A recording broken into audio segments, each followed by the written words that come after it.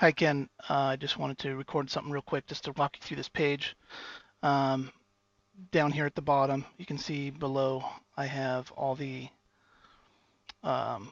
all the documentation that I dropped off there today is going to be in here. You can click on any one of these. The reason I put them up here is because you can kind of go in and crunch the numbers a lot better. I've only got so much room on a piece of paper, but you can go in there and do some fancy searches and do some ranking and move some of the numbers around to see, what are your competitors doing? What words are they ranking for? Um, and It just gives you an easy way to do that when you can get at them from here. So you'll have them all electronically here. Just click on this button. The summary proposal, if we even got to it today, based on our discussions, would be here. Um, Here's a sample landing page. If you click on that, that'll take you over to this site right here. Basically, just wanted to give you an example of what something would look like if we just did a lander, if we were to do some paid advertising. Um, I would never use these colors. I just had to throw this together really fast last night. And this was one of the landers that I had pre-built. But, you can see you could throw a video here. You could put an opt-in form over here. I do have an opt-in form down at the bottom. Here you can do something, with that. And we could shorten this way up. So it would just be, most of this information would be above the fold. The idea would be to get a compelling reason for somebody to either call them or to call you or to enter their name into the box. So number one, we just paid to get them to click on our page. If we can get them to put in their email address, now we've got them and we don't have to pay for them again, and we can remarket to them via email. Let's see, let me go back over. I wanted to show you also something too. I would definitely, based on our discussion today, I know you want to do SEO, and we're going to probably go over that, but I also wanted to make sure, I think you probably could get a lot better return on your investment from a marketing dollar perspective, doing, pay per click, and we'll get into that hopefully in the meeting today. But I just wanted to show you. Let me go over to here. I was just doing some audience insights building to hone in on a demographic. You've got two demographics, in my opinion, and I'll bring that up here. You've got your 80 percenters who are, people, out there getting engagement rings, buying a diamond earring here and there, bracelets, yada, yada, yada.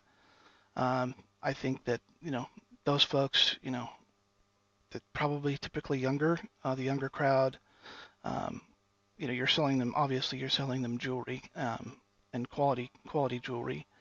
But really, I think what you're there, if you get in their mind, you've got a young person, thinking about getting married. He's probably strapped for cash. So, I would do advertising around, financing and see if you could draw them in that way, because I think that that's probably your best hook to get that crowd into into your store there. Obviously, affordable pricing. You can put something on there that you'll beat the competitor's pricing. I'm thinking of the guy with the mattress company will beat anybody's prices, or your mattress is free. I know you don't want to compete with you want to be a little, you want to be above the big boxes, but if to fill out that 80%, you're going to need to kind of market to them and enter the conversation that's going on in their head if you want to attract more and grow that part of the business. And also a friendly, non-threatening environment. I think a lot of kids, I just think back to when I was buying a ring for my wife, young kid, you know, barely out of college, not a lot of money. I don't want to go in and get some hoity-toity, person talking to me and, talking down to me sort of feeling, but, kind of put something like that. So you can kind of remove some of the conversation that's going on in their head that, God, I don't want to go in there and talk to somebody about jewelry. Anyways, those are just some of the thoughts. 'Cause I try to break everything 80-20. It's just something that throughout my entire career is always proven pretty true. That 20% of your revenue, or 80% of your revenue is generated by 20% of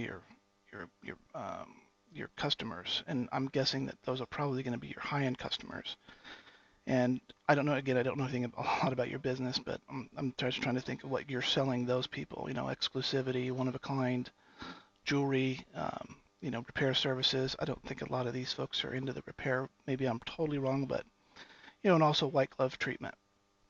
You're going to market these people completely different. And that's when I just started thinking, we can really hone in on an offer on the high end, and we can also tailor an offer to the low end. I shouldn't say low end, but maybe the less discerning people out there. And that's where Facebook comes in. I just did it real quick. I put Brea, Placentia, Yorba Linda, age. I went 45 and above, but if I took that all the way down to, let's say, somebody getting married around 24 and up. Interest, engagement rings, Hillsburg diamonds, wedding rings, Zales. Those are just 4 that I put in there, and we're already growing a pretty decent audience here. There's other things that we can put in there. Are they in a relationship? What kind of work do they do? Are they educated, college educated? What is their income? What's their net worth? Those are some of the things that we can use to kind of hone in on an audience. And once I get the audience built, we've got 2,000, a little over 2,000 people here that we could craft an ad directly towards and create a landing page that speaks directly to them as well. So, we could do this for both the high-end client and the, I don't want to say the low-end client, the not so high-end client. So I just wanted to show you that because there's this has just proven to be a super platform to do highly targeted ads with. Google, we take a shot at Google. I think that would be a decent idea, and just put a geographical radius on the territory we're looking for, and because we can't focus down on age and specific areas, but we can do a geographical, within 25, 50 miles of your building.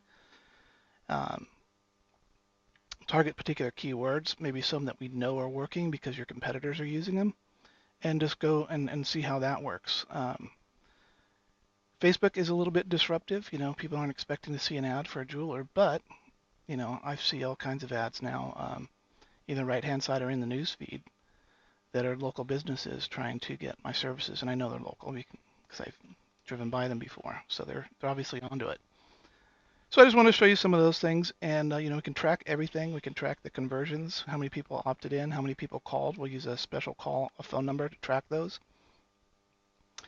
And it's easy to track, and you could really measure ROI and kind of see what the conversion is on those as you go along. Okay, I just wanted to point some of that out to you, and that's it. I will talk to you later. Thanks.